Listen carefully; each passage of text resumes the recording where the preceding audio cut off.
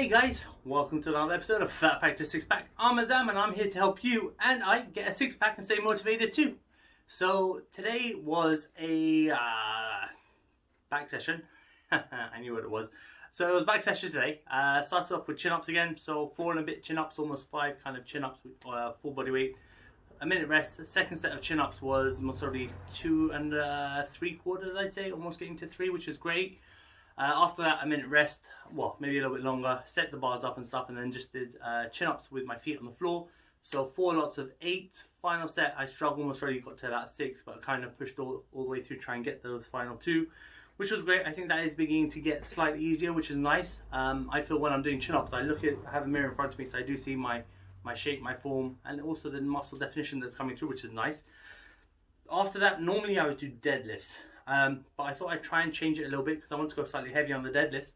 But because I want to go heavier, I don't want to screw up my back for the other exercises. So instead I tried something different, which I don't think worked too well. So I most already will throw deadlifts in before the next few exercises. But what I was doing after chin-ups was I would do bent over rows. So low rows, so hands a little bit further down, kind of squeezing a little bit lower. Leaning forward, kind of doing that, which was great. I went to 90 kg on that, 4 sets of 8, which wasn't a problem. First set, I found a bit of a kind of a niggle in my lower back, and I thought, ooh, maybe I haven't warmed up my lower back enough and stuff. I kind of hadn't really, so I was thinking, okay, maybe I should do, let me see how the progresses and stuff. Obviously with 90 kg, you need to be careful. Second set actually was a little bit better. Third and fourth set, no problems at all. I was a bit more comfortable with the thing. Afterwards, I went into high rows, so bent over high rows, leaning forward with your back almost parallel to the floor, kind of lifting up high. Kind of working more upper back, traps, rhomboids, kind of all that area as well, and rear delts as well, so the back of your shoulders, which is great. 4 sets of 10 on those, which was absolutely brilliant with 70 kg, so that was fantastic, really enjoyed that. And because I hadn't done deadlifts first, it was easy for me to sustain my back in that kind of exercise, which was fantastic. After that, I went into deadlifts, so 120 kg deadlifts, which was brilliant. So I did weigh myself actually before I did the deadlifts, just to see how much I weigh. So definitely deadlifting more than my body weight now, so 120 kg, which is awesome. 2 sets of 8, but I did use straps for all of it. So 2 sets of 8, 2 sets of 5. And on the third set, I kind of put the weight down and carried on trying to do 1 or 2, which got to 5. On the final set, I managed to do 5 straight away, but after that, I just put the weight down. I couldn't do any more. I was just like, you know what, my back will get shattered, knackered, all of that. Let me just kind of keep it a bit more safe today because it is 10 kg heavier than last week. Then I went into 1 arm rows, 34 kg single arm dumbbells, leaning forward, hand on the bench, knee on the bench, kind of putting up as well. So what I did was I did fast, slow for that. So the first set with 34 kg, I did a set of 12, nice and quick, kind of getting the momentum going, kind of working hard. Second set I did a little slower, so it was up quick and down slow, up quick, down slow. The reason why I did this is so that I can start activating the slow twitch, fast twitch muscles as well in each of my body groups as well, which kind of helps with development, strength, muscle tone, time under tension, all those things with lactic acid build up, endurance, stamina, as well as the whole strength gains as well. So it was the first set 12, nice and quick. Second set of 8, up and then down slowly. Third set was a little bit quicker to kind of get the 8 out, and then final set was up and down, kind of again slowly, with the final 2 just kind of getting them out because I got to 6 and I was like, this is hard. So I kind of pushed the last 2 out, which was awesome. And then some close grip rows at the end, just kind of with parallel bars, feet on the floor, kind of bending my knees. So feet here, well, feet here, legs going this way, my body is here, holding onto the bars, just kind of putting up and squeezing, putting up, squeeze, and then kind of go down and really kind of hunch the back a little bit and then kind of pull. Now, if you're part of a gym membership and stuff like that, you do have machines for all of these, because I don't have any machines available really apart from like free weights and stuff like that. All these exercises, you can find alternatives in a gym. So things like a low row, normally there's a machine which has grips up here and you can put them down and that's like a low row. Or you can just grab like a machine, any of the machines which have like a pad on chest where you can pull down, which is cool. High rows, again, you normally get machines in the gym which kind of keep your elbows up, keep your hands here. Around armpit, slightly above armpit when you're pulling and stuff, which is great. Again, chin-ups, or kind of with what I do with the chin-ups with my feet on the floor, lat pull down 100%, which is great. Or you have the assisted chin-up machine, which is again fantastic. Deadlifts, really deadlifts is a deadlift unless you just really want to isolate the lower back, where you get back extension machines, which is cool, which is basically a pad on your back, kind of pushing back against it, which works your lower back. If you don't want to do deadlifts, you can do like a Superman kind of exercise where you're lying flat on the floor with your face facing down, and all you're doing is lifting up and down, keeping your feet flat on the floor, arch up, arch down. That works that. Or you can kind of find machines where you put your feet, lock them into a kind of thing, and there's a pad which sits just below your stomach, basically around, yeah, here kind of thing, and you lean over and come back up and stuff as well. So that's like a back extension / deadlift. One arm rows, again, you can kind of find a machine where you're kind of pulling low, which is kind of more of a narrow grip, which kind of hits and squeeze your shoulder blades back so you get a good pull. Again, that's great. That's your close grip rows, and even one arm rows.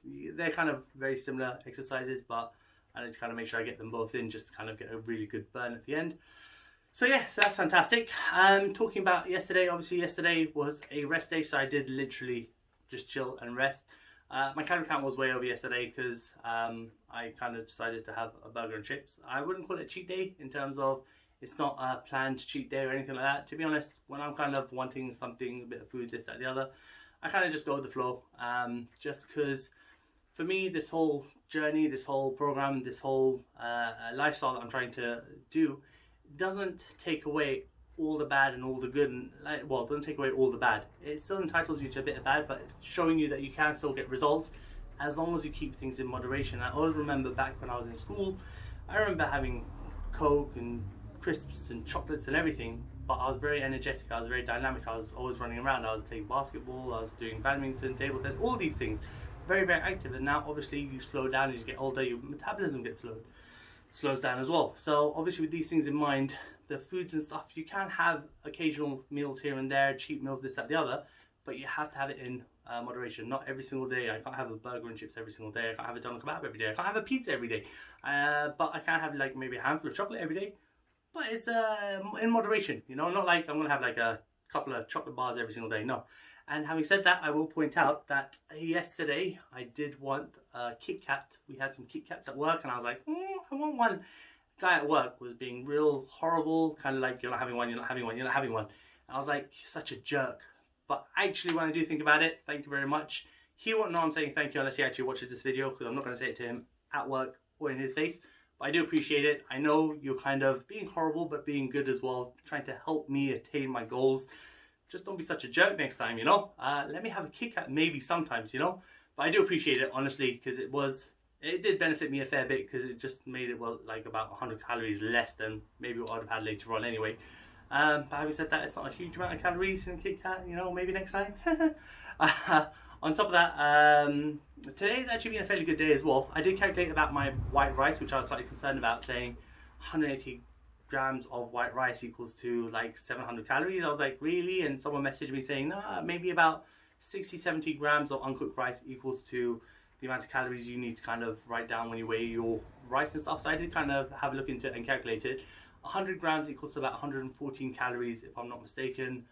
I think, I double check that. But yeah, I think 100 grams equals 114 calories. So when it's cooked rice, 100 grams of cooked rice equals to about 114 calories, if I'm not mistaken. I need to maybe double check that actually. Maybe. But yeah, it's kind of along those lines and stuff. So it's kind of worked. Don't quote me on that one, because again, I need to double check if I was looking at 100 grams with 140. But I have implemented it as well, and it does kind of sound a bit more realistic, a bit more reasonable about what amount of calories I've had with white grain rice. And yeah, generally, also big shout out to one of my other work colleagues. What was his name? It was MC Curb. Big shout out to you as well. Thank you for all your help and support as well at work. Yes, you do encourage me to eat healthy, because I watch you, and I think, yes, this is a man who knows how to eat right. He's got his tuna, and I hear he's got a ton of tuna in the house. Literally all his cupboards are full of tuna. So I'm kind of going towards that kind of diet as well, and he gave me a great idea. Just literally add a tin of tuna in anything. So he had like this fish pie, which I saw, which was brilliant. Like one of those cheesy kind of fish pies and stuff. And like, oh, okay. And he just dumped a tin of tuna in, put the fish pie on top. Beautiful. And it looked amazing. So I really want to try that as well. But I do add tuna into a lot more things. Talking about more kind of going towards greens and chickens and stuff like that, I'm going to start looking at eating more chicken and more tuna and more veg. At the moment, I'm having spinach and chicken for lunches and stuff, and that actually works out really well. Low on the calories, really good on like low on fats, carbs, and all that kind of stuff, and it's really good on protein, which I'm really enjoying, and the protein pots and stuff like that.